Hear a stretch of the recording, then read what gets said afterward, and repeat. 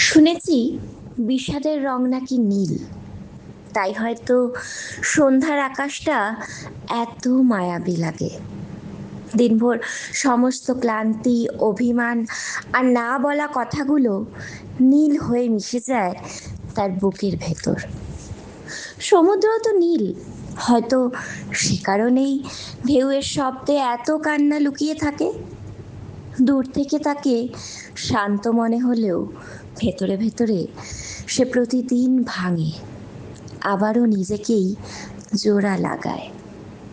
মানুষের মনও কিছুটা আকাশের মতোই, বাইরে হাসির আলো জ্বলে আর ভেতরে জমে থাকে নীলচে অন্ধকার, যেখানে কেউ পৌঁছতে পারে না সহজেই।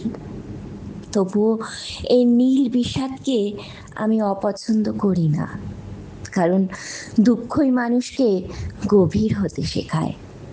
সবচেয়ে সুন্দর কবিতাগুলো, সবচেয়ে সত্যি অনুভূতিগুলো জন্ম নেয় এই নীলের ভেতর থেকেই।